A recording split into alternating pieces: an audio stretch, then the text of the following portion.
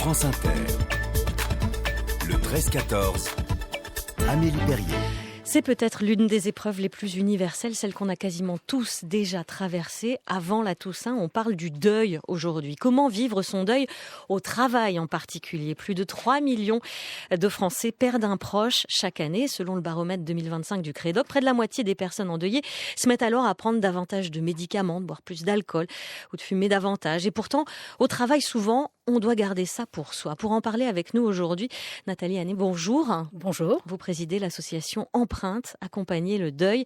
En ligne également avec nous, Cécile Seropski. Bonjour. Bonjour. Vous êtes psychologue du travail spécialisée en risques psychosociaux.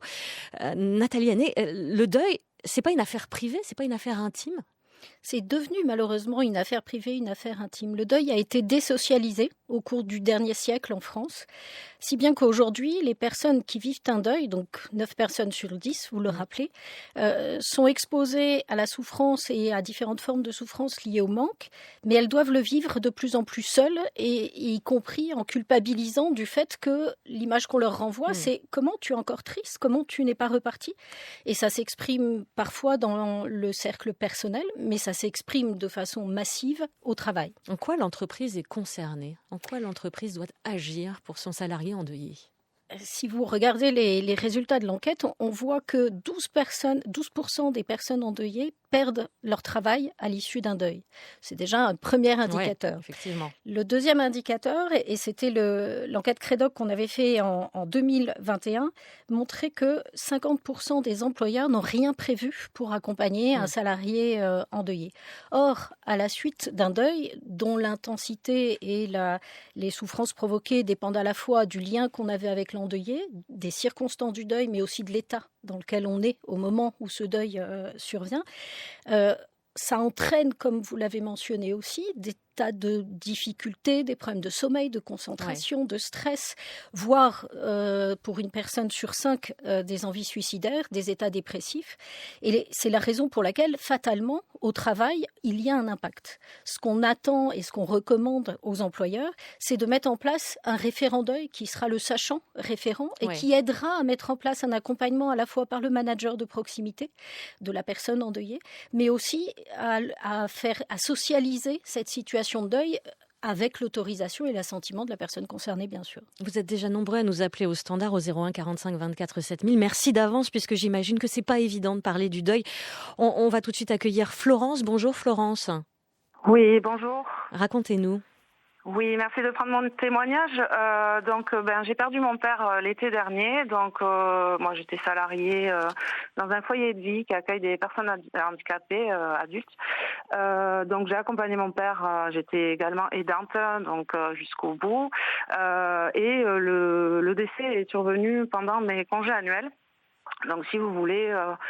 Étant un peu dans cette bulle d'accompagnement auprès de mon père, étant en congé, donc dispo, j'ai pas du tout eu le réflexe de prévenir mes employeurs et de proposer de prendre les jours de deuil qui sont proposés dans la loi.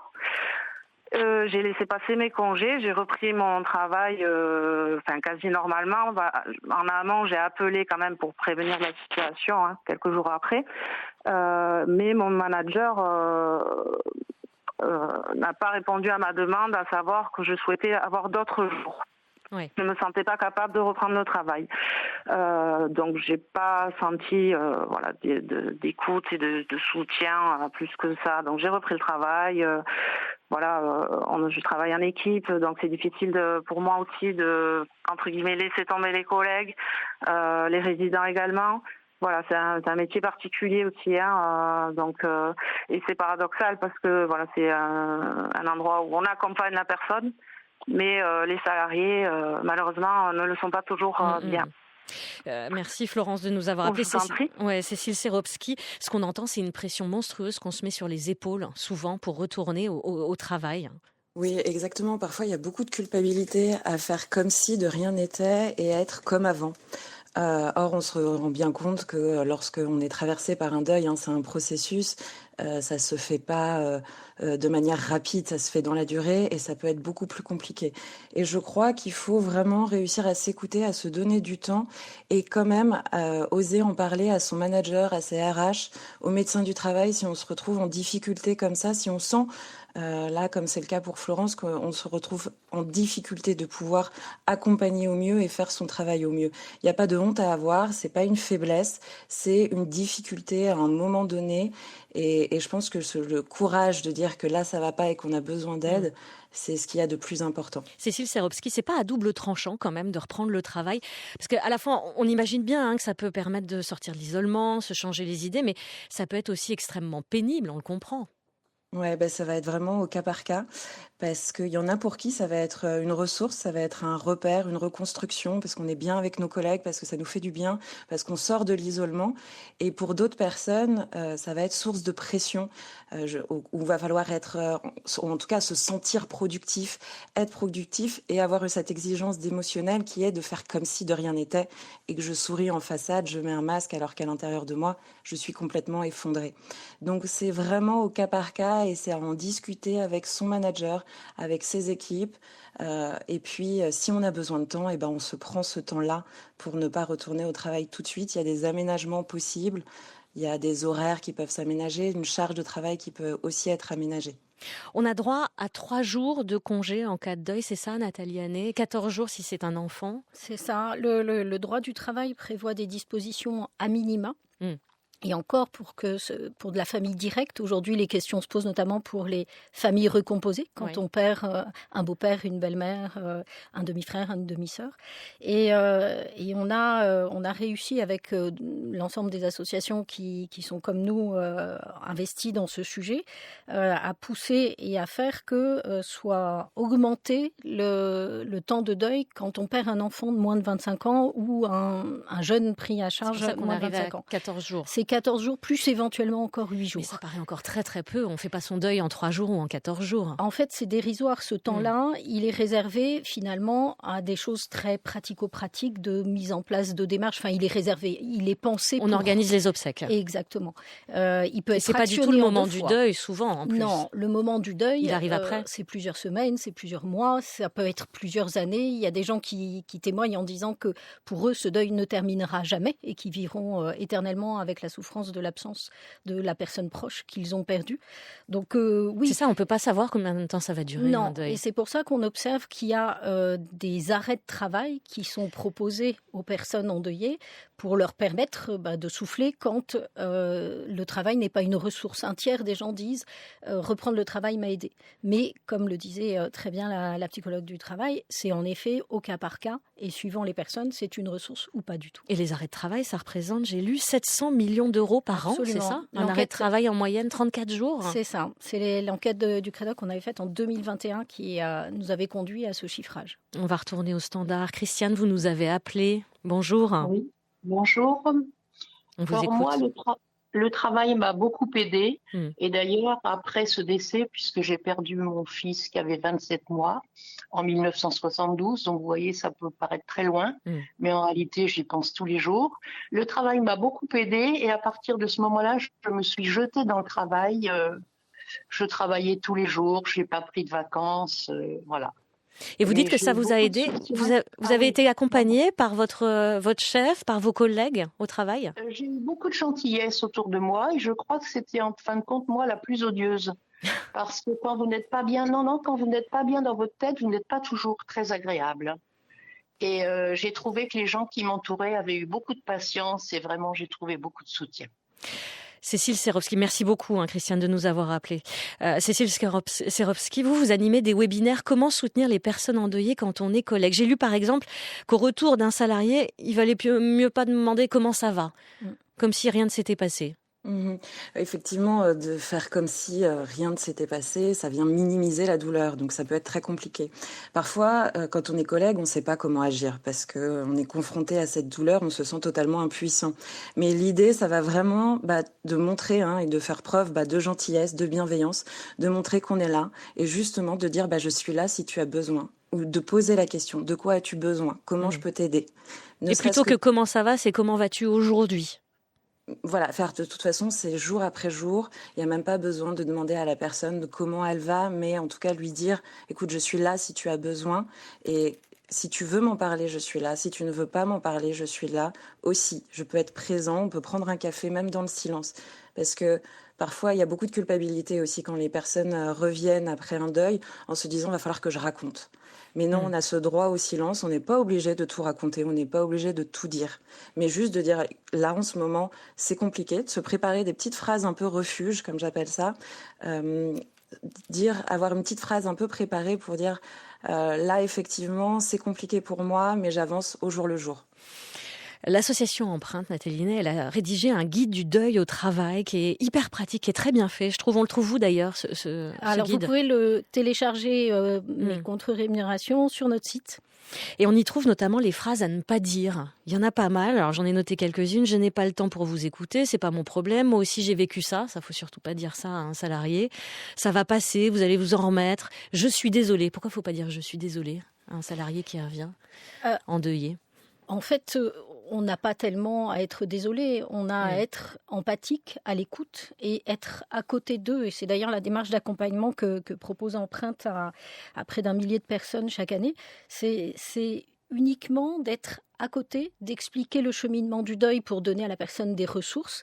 Et en milieu de travail ou dans le registre personnel, être à côté de la personne qui chemine dans sa souffrance et d'avoir un lieu où l'exprimer, sa souffrance, montrer qu'on va mieux ou montrer à l'inverse qu'on a l'impression de replonger, mais d'avoir toujours un espace où poser cette souffrance est très aidant. Et cette écoute dans l'univers professionnel comme dans l'univers personnel est assez clé pour aider les gens à cheminer. Selon l'étude du Crédoc, un manager sur 3 a déjà accompagné un salarié endeuillé. Est-ce que c'est le rôle du manager ?